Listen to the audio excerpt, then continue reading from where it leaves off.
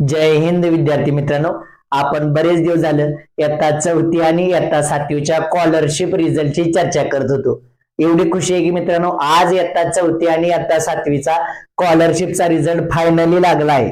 बऱ्याच दिवसानंतर आपण याच्यावरती बरेच व्हिडिओ बनवलो, आपलं जेवढं प्रेडिक्शन आहे तेवढं सगळं सांगितलं आणि आज फायनली तो रिझल्ट लागलाय. आपण तो रिझल्ट या व्हिडिओमध्ये कसा बघायचा, तो कसा चेक करायचा ते आपण या व्हिडिओमध्ये पूर्ण सांगितलंय.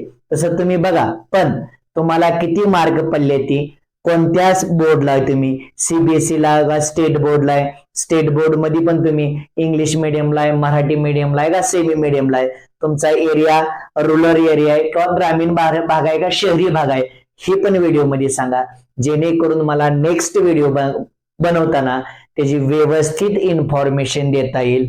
विद्यार्थी मित्रांनो, रिझल्ट कसा बघायचा ते पुढे प्रमाणे तुम्ही रिझल्ट बघा आणि सर्च करा, आपली मार्क कमेंट मध्ये सांगा. तोपर्यंत जय हिंद, जय महाराष्ट्र. विद्यार्थी मित्रांनो, गुगलवरती जाऊन MSc पुणे सर्च करा. MSc पुणे सर्च केल्यानंतर त्याच्यावरती अजून एकदा MSc पुणे क्लिक करा.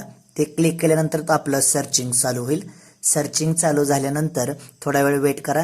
महाराष्ट्र राज्य परीक्षा परिषद पुणे असं येते. थोडं खाली स्क्रोल केल्यावरती बाजू तुम्हाला शिष्यवृत्ती परीक्षा इयत्ता 4थी व इयत्ता 7वी असं दिसतंय. त्याच्यावरती एकदा क्लिक करा. त्याच्यावरती क्लिक केल्यानंतर पुढं काय होईल बा, सर्चिंग चालू होईल. माझा जरा नेट स्लो आहे, पण तुमचं जर फास्ट असेल तर ते लगेच कम्प्लीट होईल.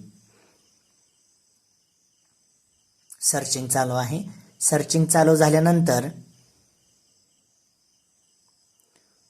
एक थोडा वेळ वेट करा. सर्च केल्यानंतर आता बघा, इथं महत्वाची गोष्ट आहे.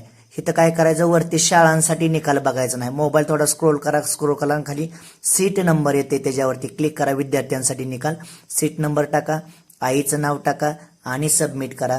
तुम्हाला तुमचा रिझल्ट दिसून जाईल. मार्क किती पडले ही कमेंटमध्ये सांगा. धन्यवाद.